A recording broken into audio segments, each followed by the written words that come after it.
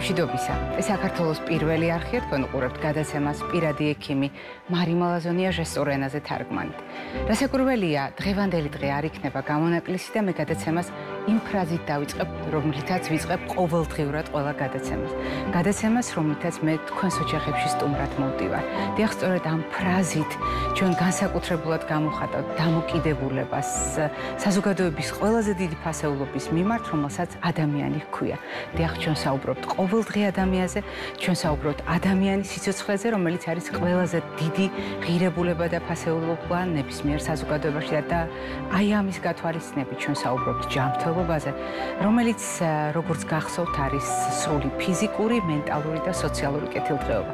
დღეს ამ განმარტებას დღევანდელი თემისათვის განსაკუთრებული მნიშვნელობა აქვს, მაგრამ ვიდრე უშუალოდ ძირითად თემაზე ვისაუბრებთ, უნდა გაგახსენოთ, რომ ჩვენ ყოველთვის ვითვალისწინებთ კალენდარს, ვითვალისწინებთ არა უბრალოდ სეზონის მონაცვლეობას, არამედ თარიღებს, რომელიც ჩვენ ჯანმრთელობისთვის განსაკუთრებით მნიშვნელოვანია და ეს თარიღები არის ხაზგასმული კალენდარში იმისთვის, რომ ცნობადობა გაიზარდოს ამა თუ იმ პრობლემის მიმართ საზოგადოების დამოკიდებულება და დღევანდელ დღეს ქვია თამბაქოს გარეშე ცხოვრების დღე. რასაკვირველია, ასეთი ფორმულირება არ არის ხოლმე მაინდამაინც გამართლებული, იმიტომ რომ თუ ჩვენ შევხედავთ თამბაქოს გარეშე ცხოვრებას, როგორც ჩვენს არჩევანს, მაშინ ეს ერთი დღით ვერ შემოიფარგლება და სრულიად არასაკმარისია ერთი დღით ამაზე დაფიქრება. მაგრამ თუ იმასაც გავითვალისწინებთ, რომ წლევანდელი კამპანია მთლიანად ბავშვებს ეძღვნებათ, უფრო მეტიც ეძღვნებათ ბავშვების დაცვას თამბაქოს ინდუსტრიის გავლენისაგან, მაშინ ჩვენი პასუხისმგებლობა ძალიან დიდი აღმოჩნდება. ამ თემაზე საუბარს ჩვენ რასაკვირველია, დღეს მთელ გადაცემას არ უძღვნით, მაგრამ ამ თემაზე საუბარს ვიწყებთ დღეს და გარწმუნებთ გავაგრძელებთ შემდეგ კვირაშიც. და ამისათვის გაგახსენებთ იმ ხვადაღებულ თემას, რომელიც ელექტროსიგარეტებს უკავშირდება და რატომღაც ბავშვებისთვის, მოზარდებისთვის, ახალგაზრდებისთვის და მთლიანად საზოგადოებისათვის ითვლება ნაკლებად სახიფათოდ და ზოგიერთ შემთხვევაში აბსოლუტურად უწყინარ არჩევანად.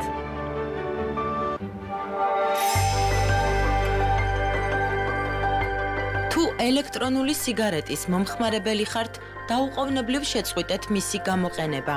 ელექტრონული სიგარეტი ისევე შეიცავს ტოქსიკურ ნივთიერებებს, როგორც თამბაქო. ელექტრონული სიგარეტის მოხმარებისას ნიკოტინის გამოყენება აზიანებს თქვენს ჯანმრთელობას. ელექტრონული სიგარეტი იწვევს დამოკიდებულებას.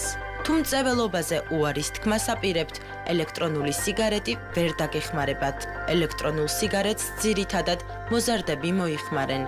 თუ მწვერვალობაზე უარის თქმა გსურთ, მიმართეთ სპეციალისტს.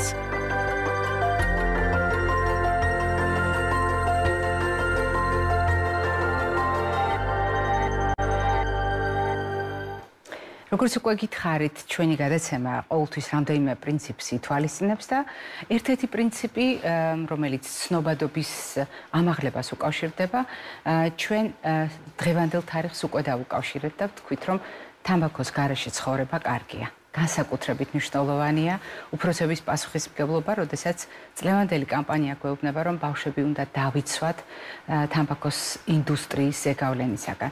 მაგრამ როდესაც ჯანმრთელობაზე ვსაუბრობთ, თამბაქო და თამბაქოს მოხმარება არ არის ერთ-ერთი გადამწყვეტი ფაქტორი არის, მაგრამ არა ერთადერთი და თუ იმასაც გავითვალისწინებთ, რომ ადამიანის ჯანმრთელობა ხილულ და უხილავ კომპონენტებს აერთიანებს და ამიტომ არის ფიზიკური, მენტალური და სოციალური კეთილდღეობა გასათვალისწინებელი, მაშინ იმასაც აღმოვაჩენთ, რომ განსხვავებულია ჩვენი დამოკიდებულება ჩვენი დირიჟორის მიმართ, რომელსაც თავის ტვინი ჰქვია. რასაკვირველია, ის ერთი ორგანოა, მაგრამ ქმნის უნივერსალურ სისტემას, რომელიც მთლიანად აკონტროლებს იმას, ვინ ვართ, როგორ ვიქცევით, როგორ მეტყველებთ, აღარაფერს ვამბობ იმაზე, როგორ ვახერხებთ გადაადგილებას და ნებისმიერი ფუნქციის შესრულებას. როდის არის ჩვენი პრობლემები მენტალური? როდის ვამბობთ, რომ ჩვენ ფსიქიკური სირთულეები გვაქვს? ამისთვის არსებობს სპეციალური ტესტები, არსებობს შეფასების შესაძლებლობა, მაგრამ ვსვამთ ყოველთვის დიაგნოზს თუ არა, მაშინ როდესაც ჩვენ მენტალურ პრობლემებზე ვსაუბრობთ. საჭიროა თუ არა ტვინის გამოკვლევა და ტვინის შეფასება, მაშინ, როდესაც მენტალურ პრობლემებზე ვსაუბრობთ. თანამედროვე საზოგადოება ცოტა განსხვავებულად უყურებს ამ საკითხს და სიახლეები ყოველთვის ძალიან მნიშვნელოვანია და განსაკუთრებით მნიშვნელოვანია მაშინ, როდესაც ამ სიახლეების შექმნაში ჩართული ადამიანები თვითონ საუბრობენ ამ პროცესებზე. დღეს ჩვენ სწორედ ასეთი სტუმარი ყავს. ადამიანი, რომელიც ამ სიახლეების შექმნაში არის ყოველდღიურად ჩართული, წლების მანძილზე ამ საკითხებზე მუშაობს და გვაქვს შესაძლებლობა, რომ მას ჩვენ სტუდიაში ვუმასპინძლოთ, იგი გახლავთ ჩვენი თანამემამულე, მაგრამ ამჯერად როგორც სტუმარი ამერიკის შეერთებული შტატებიდან, იგი გახლავთ ექიმი, მენტალური ჯანმრთელობის კანცლერი და თავის ტვინის ჯანმრთელობის, თავის ტვინის კეთილდღეობის, ქართულად ასე ჟღერს, Brain Wellness კლინიკის ნიუ-იორკ მანჰეტენის დირექტორი, ქალბატონი აზა მანთაშაშვილი. დილამშვიდობისა, ქალბატონო აზა. დილამშვიდობისა, ქალბატონო. მიხარია თქვენი სტუმრობა. და მიხარია, რომ აქვს შესაძლებლობა არა უბრალოდ მენტალურ ჯანმრთელობის ზოგიერთ წახნაგზე ვისაუბროთ, არამედ ვისაუბროთ იმ გვარხედვაზე, რომელიც აქვს თანამედროვე მედიცინას და აქვს ყველაზე თანამედროვე მიდგომებს. ასეთ შემთხვევაში ჩვენ შეგვიძლია გარკვეულწილად არა მარტო დღევანდელობა შევაფასოთ, არამედ გადავიხედოთ მომავალში. ანუ თანამედროვე ცოდნა რა შესაძლებლობებს მოგცემს ხვალ და შორეულ მომავალში. და როდესაც საუბრობთ მენტალურ პრობლემებზე, თქვენ გაქვთ ჩვენი რეალობისათვის უჩვეულო სტატუსი, ცხადია ამერიკის შეერთებული შტატების კანონმდებლობის შესაბამისად, მენტალური ჯანმრთელობის კანცლერი ექიმი. ეს იმას ნიშნავს, რომ თქვენ მუშაობთ მენტალური ჯანმრთელობის პრობლემებზე ყოველდღიურად, მაგრამ ჩვენ ხშირად ვსვამთ ხოლმე კითხვას, როდესაც მენტალური პრობლემებია. თითქოს ეს პრობლემები ხელშესახები არ არის, მაგალითად გაჭრილი ხელის ან მოტეხილი ფეხის მსგავსად, მაგრამ საჭიროა თუ არა ამ პრობლემების დიაგნოსტიკა და ასეთ დროს საჭიროა თუ არა ტვინის დიაგნოსტიკა, იმიტომ რომ გვესმის, რომ ტვინი დირიჟორია, გვესმის, რომ ტვინი განკარგავს, მაგრამ რატომღაც არ გვიჩნდება ხოლმე ამის საჭიროება, თითქოს რომ ფსიქიკური, მენტალური პრობლემების დროს ტვინი გამოვიკვლიოთ. რას ცვლის ეს ყველაფერი? პირველ რიგში მოგესალმებით, ქალბატონო მარი. მივესალმებით თქვენს მაყურებელს და ძალიან დიდი მადლობა მოწვევისთვის, ამ დიდი ინტერესისთვის და ძალიან დიდი მადლობა იმისთვის, რომ აკადემიურობას ინარჩუნებ ძალიან ბევრი წლის განმავლობაში. მადლობა. და აი ესეთი რუდუნებით აწვდით ყოველთვის ქართულ მაყურებელს სამედიცინო სიახლეებს მთელი მსოფლიოდან. რაც შეეხება მენტალური ჯანმრთელობის სივრცეში სიახლეებს, ნამდვილად დიდი ძვრებია და ეს ძვრები დაყრდნობილია ერთ ძალიან მნიშვნელოვან ფაქტორზე. ეს არის ნეირომეცნიერებისა და ფსიქიატრიის დამეგობრება. ფაქტიურად მნიშვნელოვანია კიდევ ერთი დიდი მიზეზის გამო, იმიტომ რომ ყოველდღიური განვითარება, ძალიან დინამიური განვითარება ნეირომეცნიერებისა, თუ არ აისახა მედიცინაში, ფაქტიურად ამას ყველაფერს აღარ ექნება არანაირი დატვირთვა. და ყველაზე დიდი სივრცე იმისათვის, რომ ნეირომეცნიერების წარმატებები, თუნდაც ტექნოლოგიური გზები ტვინის გამოკვლევისა რაღაცნაირად განვითარდეს და ჩაიდოს რეალობაში, ეს არის ფსიქიატრია. იმიტომ რომ ყველამ კარგად ვიცით, ტვინი არის ორგანო, რომელიც განაგებს და პასუხისმგებლობას სრულად იღებს ჩვენს ფსიქიკაზე, ჩვენს მენტალურ ჯანმრთელობაზე, თუნდაც სიმპტომებზე და თუნდაც ჩვეულებრივ ნორმალურ მდგომარეობაზე. ეს არის ნამდვილად ძალიან სწორად ბრძანეთ, ეს არის დირიჟორი იმ დიდი ორკესტრისა, რომელსაც ჩვენი ერთიანი სისტემა წარმოადგენს. ამიტომ სრულად ლოგიკური სვლა მოხდა აი ამ დამეგობრებით და ძალიან დიდი ცოდნა ნეირომეცნიერებისა შემოვიდა ფსიქიატრიაში და ამას დაერქვა ნეიროფსიქიატრია. ისეთივე მზარდი და ისეთივე განვითარებადი დარგია ესაც, მსოფლიოს ყველა ქვეყანაში და განსაკუთრებით ამერიკის შეერთებულ შტატებში მზარდი და განვითარებადი, ვერ ვიტყვი და ვერ სამწუხაროდ ვერ გეტყვით, რომ ნეიროფსიქიატრია არის ძალიან მყარად დამკვიდრებული და ყველა ფსიქიატრს აქვს ეს საშუალებები თავის კლინიკაში, რომ ტვინი გამოიკვლიოს და მხოლოდ მას შემდეგ მიიღოს გადაწყვეტილება ამ დანიშნულებისა, თუნდაც დიაგნოსტიკისა, მაგრამ მზარდი მეცნიერება, მზარდი დარგია და მომავალი მისია მე ესე ვთვლი. და იმედი ვიქონიოთ, რომ ასეთი მეთოდების გამოყენების შესაძლებლობა მიეცემათ დედამიწის სხვადასხვა წერტილში ექიმებს, იმიტომ რომ ეს ძალიან მნიშვნელოვანია, როგორც თქვენ ბრძანეთ, ნეირომეცნიერების ცოდნამ შეიძლება ფსიქიატრიის ხედვა შეცვალოს და ფსიქიატრიის შესაძლებლობებით შეცვალოს. რა გავლენა აქვს ამას თითოეული პაციენტის ბედზე? ეს არის მნიშვნელოვანი წახნაგი, რომ მეცნიერების ნებისმიერი მიღწევა ვთარგმნოთ ადამიანის ჯანმრთელობის ენაზე. დაუშვათ დავიწყეთ ტვინის გამოკვლევა და ტვინის შესწავლა, შეფასება დავიწყეთ იმ აქტივობების შესაბამისად, რომელიც აქვს ტვინს. და ეს არის კონკრეტული ტალღები. აი როგორც გულის შეფასება ხდება კარდიოგრამაზე, გარკვეული ტეხილების მიხედვით, ასე შეგვიძლია თავის ტვინის შეფასებაც. და რას ვხედავთ ასეთ დროს? ეს არის უბრალოდ დიაგნოზისთვის, რომ ამ ტალღებით მივაგენით რაღაცა პრობლემულ უბანს. თუ რა შეგვიძლია შევცვალოთ დღეს და სამომავლოდ? დიდი მადლობა კითხვისთვის, იმიტომ რომ ეს არის ძალიან მნიშვნელოვანი ასპექტი დიაგნოზისთვის ხდება ხოლმე მედიცინაში და ამიტომ ამას გვერდი უნდა აუაროთ აუცილებლად. ეს არ არის დიაგნოზი დიაგნოზისთვის აბსოლუტურად. ყველა ინფორმაცია, ყველა დეტალი ინფორმაციისა, რომელსაც ჩვენ ვიღებთ ჩვენს კლინიკაში, როგორც უკვე ბრძანეთ, Brain Wellness Center Manhattan და Brain Wellness Center Bronxville, ყველა დეტალი ამ ტვინის შესახებ, კონკრეტული ტვინის შესახებ, განიხილება და დგება აი იმ ესე იგი სიაში დიაგნოსტიკის ტულების, ანუ დიაგნოსტიკის საშუალებებისა და დგება საერთო ერთიანი ინფორმაციული წყარო რომელსაც თქვენ ეძახით თავის ტვინის რუკას. დიახ, და ეს არის ტექნოლოგია, ძალიან მაღალტექნოლოგიური კვლევა. პირველად ხდება ტვინის სკანირება. ეს არის 21 ლიდიანი, 21 წერტილოვანი ელექტროენცეფალოგრამის საშუალებით ხდება. არის სხვადასხვა ხარისხის და ჩვენ გვაქვს ძალიან მაღალი ხარისხის კვლევა. ამის შემდეგ, სკანირების შემდეგ, მთლიანად პროგრამა მზად არის იმისთვის, რომ ანალიზი გაუკეთოს და ალგორითმის მიხედვით დაითვალოს ტვინის 200-ზე მეტ უბანში მიმდინარე ელექტროფიზიოლოგიური პროცესი და ამის შემდეგ საბოლოო გამოდის საბოლოო შედეგი და ჩვენ გვაქვს ტვინის რუკა. აი ეს ყბადაღებული ძალიან ესეთი გავრცელებული ტერმინი ტვინის რუკა, რომელიც მეც ძალიან მაინტერესებდა და აღმოჩნდა, რომ ჩემი ინტერესი იყო სრულიად ესე იგი საფუძვლიანი, იმიტომ რომ ძალიან ბევრს გვაძლევს, ძალიან დიდი ინფორმაციას გვაძლევს ტვინის რუკები იმისათვის, რომ ვიცოდეთ, როგორ ვიმუშაოთ ამ ტვინზე. კონკრეტულ ტვინზე და რაც მთავარია, ეს ყველაფერი დაყრდნობილია ნეირომეცნიერების უახლეს მიღწევებზე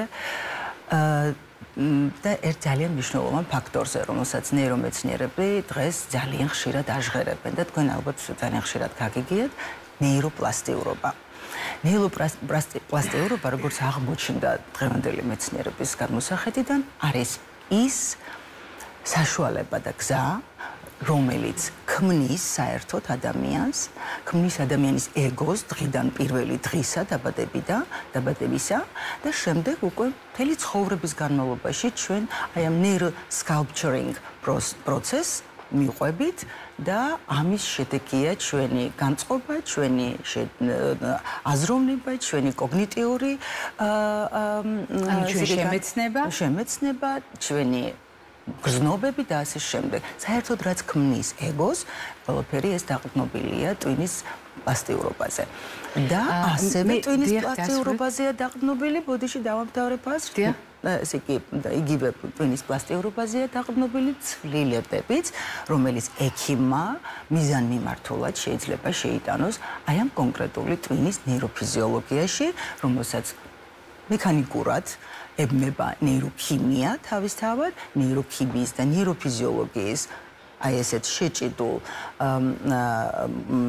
ურთიერთობას მოსდევს უკვე შემდეგ ფსიქოლოგიური მდგომარეობა, მენტალური მდგომარეობა და სხვადასხვა გრძნობა, რომელშიც ჩვენ ყოველდღიურობაში ვიმყოფებით. რეალურად თქვენი აი ამ ფრაზით, რომელზედაც მე გერთვებოდით, უპასუხეთ გარკვეულწილად კითხვას, ჩვენ შეგვიძლია თუ არა ამ რუკებზე ვიქონიოთ გავლენა. თქვენ უკვე უპასუხეთ ამ კითხვას, თუმცა პრაქტიკული თვალსაზრისით, როდესაც პრობლემა აქვს ადამიანს, აქვს დიაგნოზი და მივაგენით ამ რუკაზე გარკვეულ დარღვევას. თქვენ უკვე მიანიშნეთ იმის შესახებ, რომ თანამედროვე ტექნოლოგიებით თქვენ გაქვთ შესაძლებლობა იმოქმედოთ ამ უბნებზე. მაგრამ იმ უბნებზე, სადაც გვჭირდება ჩვენ მეტი გამოვლინება შესაძლებლობების, იმ უბნების გააქტიურება იქნებოდა კარგი. აქ როგორ ვიქცევით? ანუ გასაგებია, იქ სადაც პრობლემა მაქვს, მე მიზანმიმართულად მუშაობ, მაგრამ როგორ გამოვიყენო მაქსიმალურად ტვინის რესურსი? ამის შესაძლებლობას, ამგვარი ცოდნა, ამგვარი მიდგომა მაძლევს ასეთ შესაძლებლობას? დიახ, რასაკვირველია. კიდევ ერთხელ ვიტყვი, რომ ყველაფერი ეს დგება მხოლოდ და მხოლოდ იმისთვის და როგორც გვეკითხარით, ორ ეტაპად არის გაყოფილი პაციენტთან ურთიერთობა, იწყება დიაგნოსტიკით და მხოლოდ და მხოლოდ იმ მიზნით, რომ თერაპიულ გზამდე სწორად მივიდეთ და სწორი გადაწყვეტილებები მივიღოთ და თლიანად ეს ინფორმაცია გამოყენებული იქნას, ათვისებული იქნას და გამოყენებული იქნას მხოლოდ და მხოლოდ იმისთვის, რომ პაციენტის მდგომარეობა გაუმჯობესდეს. მინდა ყურადღება მივაქციოთ თქვენი კიდევ ერთ თემას, რომ მხოლოდ twins არ ვსწავლობთ ჩვენ, ძალიან მნიშვნელოვანია ჰოლისტიკური მიდგომა. სხეულის ერთი დიდი სისტემა, რომელსაც ვერანაირად ცალკე ვერ განიხილავ ვერც twins, ვერც სხეულს და როგორც ჩვენ მოგვახსენება ვაგუსის ნერვით მიეწოდება ჩვენს twins ინფორმაცია ჩვენი სხეულის შესახებ და პირიქითაც იცვლება. ცალ-ცალკე ისინი ვერ და არ მუშაობენ და ვერ მოქმედებენ, ვერ არსებობენ და ამიტომ ჩვენ ვსწავლობთ სხეულსაც. არსებობს ტესტი, სტრეს ტესტი, ესეთი იკვლევა ჩვენთან, რომლის საშუალებითაც ჩვენ ვსწავლობთ როგორი მდგომარეობაა twinში, სხეულში, skin conductance, ასევე ეძახით, ასე ქვია გალვანური კანის გალვანური გამტარობა, ქართულად ასე ითარგმნება. კანის კონტაქტით. კანის კონტაქტით, განისაზღვრება სხეულებრივი დაძაბულობა, ესე იგი სტრესის ხარისხის სხეულებრივი მონაცემების მიხედვით ძალიან როგორ პასუხობს სტრესს რეალურად დიახ, როგორია resilience, ანუ როგორია მდგრადობა ადამიანის, როგორია სტრესული გამოვლინება და როგორია ამ სტრესისადმი სტრესის შემდგომი დარეგულირების მექანიზმი, რომელიც ჩვენ ყველას გაგვაჩნია, მაგრამ ძალიან ხშირ შემთხვევაში ეს ხდება სამწუხაროდ ცოტა შეფერხებებით. ვისწავლობთ heart rate variability და გულისცემას დიახ, ბოდიშს ვიხდი ტერმინოლოგიით, ნეირომეცნიერება და მენტალური ჯანმრთელობა საქართველოში არ მისწავლია, მართალია ექიმი აქ გავხდი. ყველაფერი გვესმის და ყველაფერი ესმის ჩვენ საზოგადოებას, დიახ. და ძალიან მნიშვნელოვანი ჩვენ ვსწავლობთ სუნთქვის სიხშირეს, სუნთქვის ტიპს, იმიტომ რომ ძალიან დიდი მესიჯია სუნთქვა ჩვენი twinისთვის და საერთოდაც ნებისმიერ სტრესზე თუ ალბათ ყველა ადამიანი დაკვირვებია, რომ პასუხობთ სრულიად სხვადასხვა ტიპის სუნთქვას, სხვადასხვა ემოციას. ასე რომ მე მინდოდა მიმექცია თქვენი ყურადღება ჰოლისტიკური ხედვისთვის, რომელიც უმნიშვნელოვანესია და არ გამოგვივიდეს, რომ ჩვენ მარტო twins სწავლობთ, ეს ძალიან დაკნინება იქნებოდა მეთოდოლოგიისა. მეთოდოლოგიას ქვია ნეიროფსიქომოდულაციური თერაპია და ამაში ჩართულია მთელი სისტემა.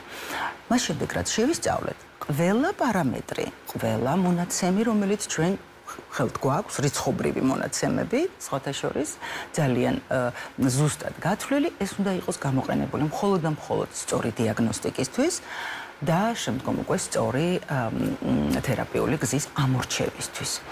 როგორია თერაპია? დიახ, თერაპიასთან დაკავშირებით, მოდი ცალკე ვთქვათ, იმიტომ რომ თერაპია რატომღაც მარტო წამლას უკავშირდება თითქოს, მაგრამ წამლის გამოყენება ძალიან ადვილად შეიძლება შევახამოთ იმასთან, რაზედაც ვსაუბრობთ და თერაპია ასევე გულისხმობს გარკვეული უბნების სწორად შეფასებას, ზოგიერთ შემთხვევაში სტიმულირებას, ანუ გააქტიურებას, წახალისებას და ზოგიერთ შემთხვევაში მისი პათოლოგიური მოქმედების დათრგუნვას, ხომ ასეა? აბსოლუტურად გეთანხმებით. პირველ რიგში ძალიან მნიშვნელოვანია ის, რომ ვიცოდეთ, რომ ცალკე არც ერთი დიაგნოსტიკის თემა, რომ სწორად დავამთავროთ, ცალკე არც ერთი პარამეტრი არ არის დიაგნოსტიკის ერთადერთი გზა. მთავარია კარგად და სწორად გავიგოთ ის, რომ დღესდღეობით მენტალური ჯანმრთელობის სფერო სამწუხაროდ და ეს არანაირად კრიტიკად არ უნდა მიიღოს არავინ, ეს უბრალოდ რაღაცა ესეთი ჩვეულებრივი რეალობა არის იმ ფაზაზე, როცა მაგალითად, როდესაც კარდიოლოგთან მოდის პაციენტი და პაციენტი ამბობს, მე ტკივილი მაქვს გულის არეში. ესეთი რამ არ ხდება და დიდი ხანია ძალიან ბევრი წელია არ ხდება, რომ ექიმი ჩათვლის, რომ ავტომატურად ჩათვლის, რომ ეს არის გულის ინფარქტი, ხო, რასაკვირველი არა, იგულისხმებს, მაგრამ მთელ რიგ გამოკვლევებს ჩაატარებს და არა ერთს, არც მხოლოდ EKG-ს დაეყრდნობა და არც მხოლოდ სხვა კვლევას, აუცილებლად ჩაატარებს გაივლის მთელ რიგ გზას, რომ დადგინდეს, ეს არის გულის ინფარქტი თუ არა. ზუსტად აი ესეთივე პროცესი უფრო სწორად რომ დავინახოთ და მაყურებლისთვის ადვილად გასაგები იყოს, აი, როდესაც სიმპტომით მოდის პაციენტი, აი ამ ყველა პარამეტრის გათვალისწინებით, რომელიც ჩამოთვალეთ, ჩვენ სწორ დიაგნოსტიკაზე გადავდივართ, დიაგნოზი არის სწორად დასმული და შემდგომ უკვე ლოგიკურად, როცა გაქვს იცი გამომწვევი, რა იწევს, ტვინის რომელი უბნის, როგორი ელექტროფიზიოლოგიური აქტივობა, რომელი სიხშირის ტალღა იწევს ამა თუ იმ სიმპტომს, როდესაც ნეირომეცნიერება იცი, ამას ადვილად აკეთებ უკვე, მაგრამ დამიჯერეთ, ყველა ტვინი იმდენად უნიკალურია, რომ აქაც ძალიან ბევრი შრე უნდა გაიარო, რომ სწორად წაიყვანო ეს აზროვნება და ამის შემდგომ უკვე მედიკამენტოზური დანიშნულება ბრძანეთ და ახსენეთ, აი ამ ინფორმაციაზე დაყრდნობით ხდება თუნდაც მედიკამენტოზური ჩარევა. იმიტომ რომ ძალიან ხშირად მენტალური ჯანმრთელობის ყველა სპეციალისტს მოიხსენება, რომ სიმპტომები იმდენად არეულია და იმდენად ცვლის ერთმანეთს, შეიძლება დიაგნოზი იყოს დეპრესია, მაგრამ პაციენტს ძალიან გამოკვეთილად ჰქონდეს შფოთვა და აი რომელია ნამდვილად დიაგნოზი აი ამისთვის ზუსტად ტვინის უბნის აქტივობა მიგვანიშნებს. მას შემდეგ რაც ჩვენ ვიცით ტვინის აქტივობა ძალიან ნათლად, ჩვენ უკვე ვიყენებთ სხვადასხვა საშუალებებს და გადავდოთ გვერდზე მედიკამენტოზური ჩარევა, რადგან ყველასთვის ცნობილია, მხოლოდ ის აღვნიშნოთ, რომ ძალიან მინიმალიზდება დოზები, იმიტომ რომ სხვა საშუალებებით შემოდის სურათში. ძალიან მნიშვნელოვანი და ესეთი პოპულარული მთელს მსოფლიოში უკვე და ჩემთვის ძალიან ესეთი ძალიან მაინტერესებდა ეს მეთოდი, ამან წამიყვანა ევროპაში, სხვადასხვა ქვეყანაში და შემდეგ უკვე ამერიკაშიც იმისთვის, რომ შემისწავლა TMS-ი. ეს არის ტრანსკრანიალური მაგნიტური სტიმულაცია და დამიჯერეთ ღირდა არ ყოფილა ჩემი ინტერესი თურმე საფუძვლო ძალიან ესე იგი ძალიან ძლევამოსილი მოდით powerful ესე ქართულად არ მაგრამ ძალიან დიდი პოტენციალი და შესაძლებლობების მქონე აპარატი და მანქანაა რომელიც მაგნიტური ტალღის გზით ცვლის ჩვენი ტვინის სიხშირეს აქტივობის სიხშირეს და ეს ხდება pre and post, ანუ ურნალობის თერაპიის დაწყებამდე და შემდეგ ჩვენს თვალწინ. ძალიან მნიშვნელოვანია, რომ ამ დროს ჩართულია ელექტროენცეფალოგრამა და ჩვენ ვკითხულობთ ტვინს, ვთიშავთ ამ მომენტში, როდესაც TMS-ის ჩარევა ხდება და შემდეგ ისევ ვნახულობთ შემდგომ რა გავლენა იქონია. რა გავლენა იქონია და ეს ყველაფერი იმდენად ცხადი და ნათელია, იმდენად ჩვენს თვალწინ ხდება ტვინი, ახდენს ცვლილებებს, რომ ამაზე თვალის არიდება ძალიანაც რო კიდოდეს არ გამოგივა სპეციალისტს. მას შემდეგ რაც შეიცვალა ტვინის ნეიროფიზიოლოგია, როგორც უკვე ვთქვით, ამაზე მიბმულია ნეიროქიმია და ნეიროტრანსმისერები თავისთავად ჩვენ ამას რა თქმა უნდა ვერ ვამოწმებთ, მაგრამ სიმპტომატიკის გაუმჯობესებით უკვე ნამდვილად დასტურდება, მაგრამ თავისთავად ნეირომეცნიერებამ იცის ამა თუ იმ სიხშირის დროს და ამა თუ იმ აქტივობის დროს რამდენად აქტიურდება ნეიროქიმია და ნეიროტრანსმისერები და ასე შემდეგ. მას შემდეგ რაც ჩვენ შევცვალეთ, აი ამის შემდეგ იწყება შემდეგი ეტაპი, იმიტომ რომ ნეიროპლასტიურობა ტვინისა რამდენადაც კარგია და სასარგებლოდ შეიძლება გამოვიყენოთ. ამდენად ცოტა ეშმაკუნაც არის, იმიტომ რომ უკან შეუძლია შებრუნდეს ისე. ანუ შეიძლება დაბრუნდეს იგივე რომ ფიზიოლოგიურ მდგომარეობაში. ამიტომ როგორ ვიქცევით იმისათვის, რომ ეს ყველაფერი რაღაცნაირად ტვინს დავასწავლოთ, იმიტომ რომ შევინარჩუნოთ მხარი ეფექტი, რა თქმა უნდა, და როგორც მოგიხსენებათ, ჩვენ თუ რამ გვისწავლია დღიდან პირველი დაბადების პირველი დღიდან, ეს მოხდა დასწავლის მეთოდით და ყოველთვის ყველაფერი ტვინმა აითვისა განმეორებითობის გზით. არსებობენ უნიკალური და ვუნდერკინდი ადამიანები ყველაფერს ერთი, მაგრამ განმეორებითობა არის გზა, რომელიც ტვინს აქვს ამორჩეული იმისთვის, რომ დაიმახსოვროს რაღაცები. ლოგიკურად, როგორ დავამახსოვრებინოთ ახალი ნეიროფიზიოლოგია და ახალი ქიმია, რომელიც ჩვენ ხელოვნურად შევქმნით ამ ტვინში, ამ სისტემაში, არსებობს ესეთი გზა, ისევ ტექნოლოგიური ნეიროფიდბექი და ეს არის ნეიროუკუგების მეთოდი, ძალიან ესე იგი რთული მეთოდია ფაქტიურად ტვინისთვის, ძალიან ბევრი მესიჯი მიეწოდება იმისათვის, რომ დაიმახსოვროს და ესე იგი წახალისება დასჯის პრინციპია გათვალისწინებული. დიახ, ასე მოიქეცი, არა, ასე არ მოიქცე, როგორც დედამ გითხრა ბავშვობაში. მივყევით ამ მოწოდებას და დასწავლის ნებისმიერ შემთხვევაში გამოყენებული მეთოდია. და ზუსტად ამას ვიყენებ. ცოტა საიდუმლოებები თავისივე ესე იგი თავისივე სფეროში ტვინს გამოვაყენებინეთ თავისთვის. დავამახსოვრებინეთ ის, რაც ჩვენ შევქმნით, ცოტა მოვატყუეთ, მაგრამ მის სასარგებლოდ, რა თქმა უნდა, და ამის შემდეგ განმეორებითობით და არსებობს ესეთი ყველა ციკლის შესაქმნელად ორგანიზმში ასეთი მოწოდებაა, რომ კარგია 21 ჯერ გამეორება და ამიტომ 21 სესიით შედგენილი ესეთი ნეიროფიდბექის თერაპიული გზა გვაქვს ამორჩეული. რეალურად რომ შევაჯამოთ დღევანდელი ჩვენი საუბარი, ჩვენ დღეს გადავიხედეთ მომავალში. მე მომწონს ხოლმე ამ ფრაზის გამოყენება მაშინ, როდესაც დღეს თანამედროვე მტკიცებით მედიცინას გაუჩნდა ინსტრუმენტები, რომელთა დახმარებით ჩვენ არაუბრალოდ ადამიანის უხილავ სამყაროს სწავლობთ, არამედ სწავლობთ იმ შესაძლებლობებსაც, რომელთა გამოყენება შეცვლის ადამიანის ყოველდღიურობას. და განსაკუთრებით მნიშვნელოვანი იყო ეს, იმიტომ რომ თქვენ საუბრობდით ადამიანების მენტალურ პრობლემებზე და მენტალური პრობლემების მართვის შესაძლებლობებზე. ეს კიდევ უფრო მნიშვნელოვანია, იმიტომ რომ აქ თითქოს ადამიანის სურვილი რაღაც შეიცვალოს, ეხება დიაგნოსტიკასაც, როგორც თქვენ ბრძანებდით, ეხება იმ მეთოდების გამოყენებასაც, რომელიც მარტო მედიკამენტებით არ შემოიფარგლება. და მიუხედავად იმისა, რომ ძალიან ეშმაკურად იყენებთ თქვენ მაგალითად დაჯილდოების მეთოდს, როდესაც ხდება წახალისება ყოველი წარმატებული ნაბიჯისა, აღმოჩნდა, რომ ეს ძალიან კარგად მუშაობს თავის თუნზე. მოდით რამდენიმე სიტყვით ვთქვათ და შევაჯამოთ დღევანდელი საუბარი. გასაგებია, რომ ეს ინსტრუმენტები გაქვთ თქვენ. მოდით ვიქონიოთ იმედი, რომ ეს ინსტრუმენტები ექნება მალე მსოფლიოში ბევრ ექიმს იმისათვის, რომ სწორედ ასევე მოიქცეს და ასევე დაუსვას დიაგნოზი თავის პაციენტს, რომელსაც მენტალური პრობლემა აქვს და მერე უმკურნალოს კიდევ. მაგრამ თუ შევხედავთ მთლიანობაში ყველა იმ შესაძლებლობას, რაც თქვენ მიერ დასახელებული მეთოდებიდან გამომდინარე გაქვთ. ჩვენ საუბრობთ ხოლმე სხვადასხვა დიაგნოზის შემთხვევაში ცხოვრების ხარისხსა და სიცოცხლის ხანგრძლივობაზე. შეცვლის ეს ადამიანების ცხოვრების ხარისხს, იმ ადამიანებისა, ვისაც აქვს მენტალური პრობლემები და იმ ოჯახებისა, სადაც არის ასეთი პრობლემების მქონე ადამიანი.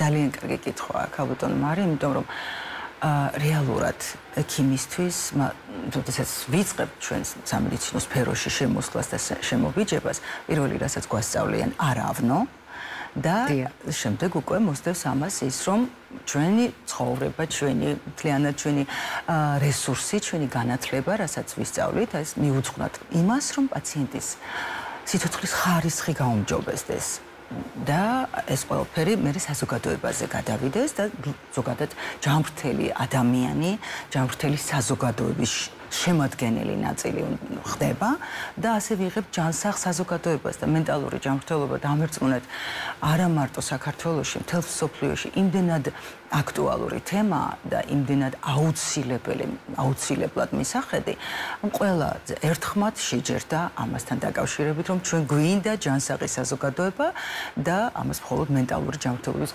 გაუმჯობესებით მივახცეთ.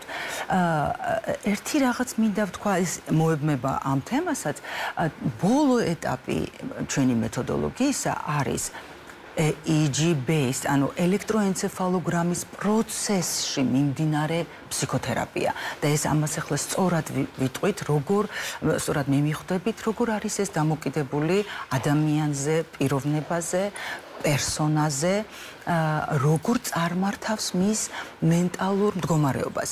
წარმოიდგინეთ, და სხვათა შორის ამას ეძახიან და ეს იყო ფროიდის ოცნება, მაშინ როდესაც ის ცვლიდა ადამიანის გრძნობებს და გამოვლინებებს გრძნობისა, ძალიან აინტერესებდა ტვინში რას აკეთებდა. და ეხლა ფროიდის ოცნება განხორციელებულია და ესე იგი ეკრანზე პაციენტი ხედავს, როდესაც ის საუბრობს თავის ფსიქოლოგიურ პრობლემაზე, ის თან უყურებს და ხედავს მისი ტვინის ნეიროფიზიოლოგია როგორ იცვლება.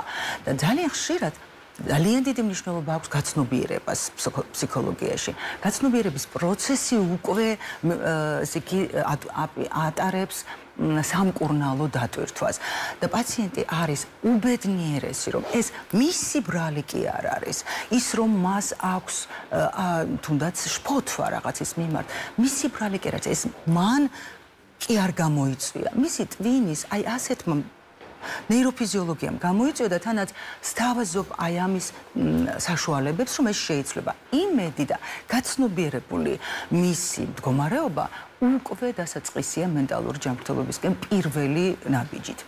და შემდგომ უკვე ზოგადად, რა თქმა უნდა, ძალიან ერთიანობაში სისტემა გვაქვს აი ესეთი ჰოლისტიკური და ჩვენ ვიმსახურებით ნამდვილად ადამიანების მენტალური მდგომარეობის და საზოგადოების გაჯანსაღების და ხარისხის გაუმჯობესების აი ამ დიდ მისიას. ძალიან დიდი მადლობა დღევანდელი სტუმრობისთვის, მადლობა იმისთვის, რომ ძალიან მნიშვნელოვანი ინფორმაცია მიიღო ჩვენმა საზოგადოებამ თანამედროვე მედიცინის შესაძლებლობებზე, რომელსაც უახლოს ხანებში, მომავალში უკვე ძალიან ბევრი პაციენტი საკუთარ თქვათ დიაგნოზთან მიმართებაში იგრძნობს და ცხოვრების ხარისხის თვალსაზრისით იგრძნობს ყველა ის ოჯახი, ვისაც შეიძლება ეს პრობლემა შეეხოს.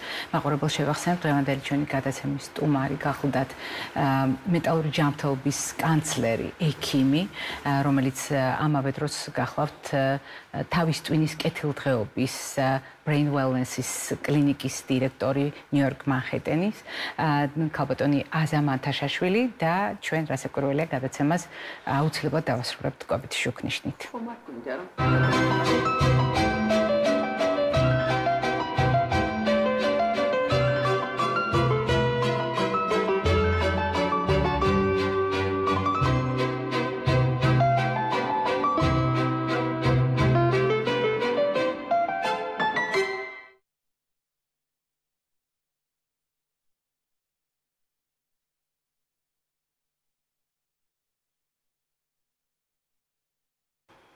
კვებითი შუქნიშანი, რაც იმას ნიშნავს, რომ ჩვენ გვაქვს კვებითი რეკომენდაციები შესაბამისი ასოციაციით ფერებთან და დღევანდელი ჩვენი კვებითი შუქნიშანი რამდენიმე ამოცანას აერთიანებს. ამოცანავს გულისხმობთ მაშინ, როდესაც ჩვენ აუცილებლად თქვენ მიერ დასმულ კითხვას უნდა გავცეთ პასუხი და ასეთ შემთხვევაში გასათვალისწინებელია. მაგალითად, ჩვენი საუბარი გადაცემის შესავალში, რომელიც თამბაქოს გარეშე ცხოვრებას უკავშირდებოდა და საუბარი მთელი გადაცემის სრულობისას, რომელიც უკავშირდებოდა თავის ტვინის ჯანმრთელობას და ჩვენს მენტალურ ჯანმრთელობას, ჩვენს მენტალურ კეთილდღეობას, რომელიც არის ჯანმრთელობის განუყოფელი ნაწილი. ასეთ შემთხვევაში აუცილებლად უნდა გითხრათ, რომ ერთია ტვინის საჭიროება და უზარმაზარია ნუსხა იმ პროდუქტების, რომელიც შეგვიძლია ამ დროს დავასახელოთ და მეორეა, როდესაც ჩვენ საუბრობთ თამბაქოსთან კავშირზე. აქ შეგვიძლია ერთი საერთო კომპონენტი გამოვყოთ და ეს არის ანტიოქსიდანტების ჯგუფი. ანტიდამჟანგავების ჯგუფი. და აი ამ ტიპის პროდუქტებიდან განსაკუთრებით მინდა გამოვყო დღეს C ვიტამინი. რატომ უნდა გამოვყო? იმიტომ რომ ამ ვიტამინის მიმართ არის ხშირ შემთხვევაში არასწორი დამოკიდებულება. არც მის ნაკლებობას და არც მის სიჭარბეს ჩვენ სათანადოდ სერიოზულად არ ვაფასებთ. სამწუხაროდ ეს ასეა. არა და მოდით მე მოგიყვებით მოკლედ, უბრალოდ გაგახსენებთ, რაზე შეიძლება იქონიოს C ვიტამინმა გავლენა. მაგალითად, თუ ჩვენ დილით კბილების გახეხვისას ღრძილებიდან სისხლი მოგდის, ეს შეიძლება იყოს ღრძილების დაავადების დამსახურება, ან შეიძლება იყოს მაგალითად C ვიტამინის ნაკლებობა. მაგალითად, თუ ჩვენი სისხლძარღვების კედელი არ არის სათანადოდ მდგრადი, თუ ჩვენ ჭრილობები საკმარისად კარგად არ გვეხორცდება, ეს შეიძლება იყოს C ვიტამინის ნაკლებობის ბრალი. როდესაც ჩვენს ორგანიზმში ძალიან ბევრი პროცესი შესაბამისად არ მიმდინარეობს და მაგალითად სისხლნაკლებობა გვაქვს, ეს შეიძლება იყოს გარკვეულწილად დაკავშირებული C ვიტამინთან. აღარაფერს ვამბობ ჩვენ იმუნიტეტსა და გამძლეობაზე და ასეთ შემთხვევაში C ვიტამინის როლი არის განსაკუთრებით საყურადღებო იმ ადამიანებისათვის, ვინც თვლის, რომ ყველა პრობლემა შეუძლია მოაგვაროს დანამატებით და დადგენილია. ადამიანები, რომელთაც აქვთ გადაჭარბებული გატაცება დანამატებით, არიან რისკის ქვეშ, რომ თუნდაც წყალში ხსნადი ისეთი ვიტამინი, როგორც არის D ვიტამინი, გადაჭარბებული დოზით მოიხმარონ და ასეთ შემთხვევაში არის იმის რისკი, რომ ამ ვიტამინის გარდაქმნის პროდუქტები კრისტალებად ჩავაგდეს საშარდეგზებში, გაგიკურდებათ, მაგრამ ასეა ნამდვილად, ან გამოიწვიოს ისეთი ჩივილები, როგორც არის მუცლის ტკივილი, დიარეა და მრავალი სხვა სახის დისკომფორტი. ამიტომ ნუ გაგიტაცებთ, თუნდაც წყალში ხსნადი, თუნდაც ერთი შეხედვით უწყინარი C ვიტამინის დამატება თქვენს ყოველდღიურ ცხოვრებაში, იმიტომ რომ ამ შემთხვევაში გასათვალისწინებელია დოზის გადაჭარბების რისკი. როდის არის რისკი იმისა, რომ გვაკლდეს C ვიტამინი? ბევრი მიზეზი შეგვიძლია დავასახელოთ, მაგრამ რამდენიმე მინდა გამოვყო, ეს არის მაგალითად ინფექცია, მაგალითად ასაკი. გაგიკურდებათ, მაგრამ ყველა ის მახასიათებელი, რაც ჩვენს ინდივიდუალობას განსაზღვროს, მე ასაკი უკვე ვთქვი, ჩვენი სქესი, ეთნიკური კუთვნილება, კულტურული ტრადიცია, მაგალითად თუ დიდი ხნის განმავლობაში ამზადებს დიასახლისი დაბალ ტემპერატურაზე თავახდილ ჭურჭელში კერძს. ყველა ეს ტრადიცია შეიძლება იყოს ხელშემწყობი იმისა, რომ C ვიტამინის ნაკლებობა გქონდეს. გარკვეული გეოგრაფიული ზონა, სეზონი და სეზონზე მოხმარებული პროდუქტები მნიშვნელოვანია. მაგალითად, ყოველდღიური რაციონი, რას მივირთმევთ, არის ეს პროდუქტები C ვიტამინით დატვირთული თუ არა. და თქვენ წარმოიდგინეთ, არასდროს აქამდე არ იყო ამაზე საუბარი, მაგრამ დღეს უკვე დანამდვილებით ვიცით, არსებობს მტკიცებით დადასტურებული კვლევები და შედეგები, რომელიც ამბობს, რომ ჭარბიწონა და სიმსუქნე C ვიტამინზე მოთხოვნილების გაზრდას გულისხმობს.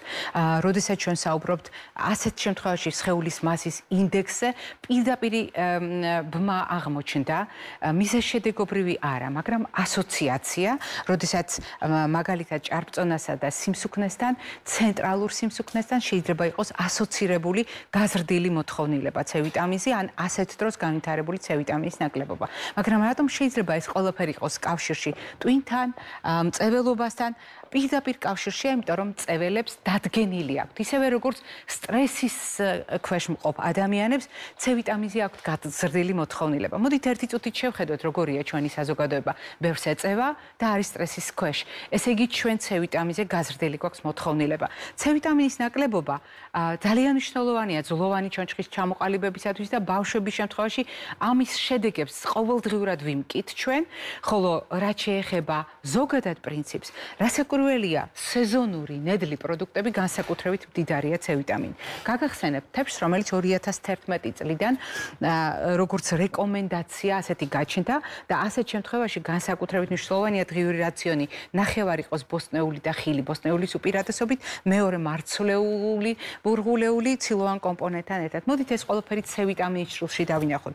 სეზონური კარტოფილი, აი ახალი კარტოფილი მდიდარია გამორჩეულად C ვიტამინით.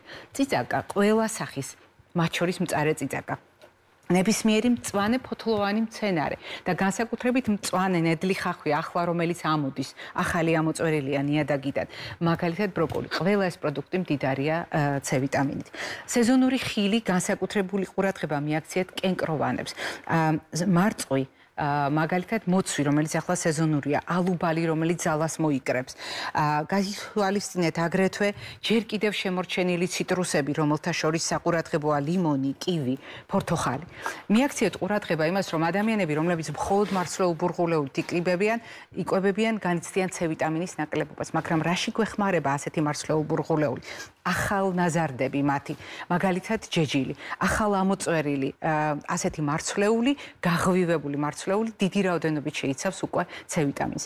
მიაქციეთ ყურადღება, რომ მიუხედავად იმისა, არც ხორცი, არც ლობიო და არც ნიგოზი არ უნდა განვიხილოთ C ვიტამინის წყაროდ, ჩვენს დღევანდელ რეკომენდაციებში ეს პროდუქტები ხდება. რატომ? იმიტომ რომ მათში არის რკინა, რომლის შეთვისება C ვიტამინის გარეშე წარმოუდგენელია.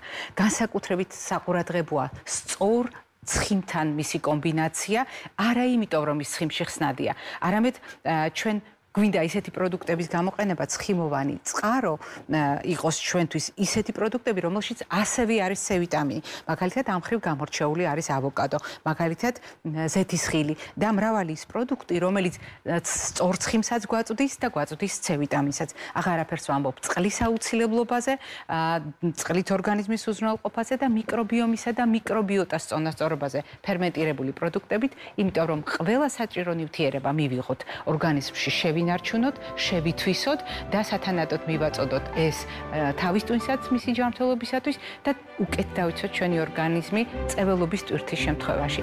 ეს იყო დღევანდელი რეკომენდაციები. მე ორ შაბათამდე გემშვიდობებით და ტრადიციულად ჯანმრთელობას და დღეგრძელობას გისურვებთ. ნახვამდის.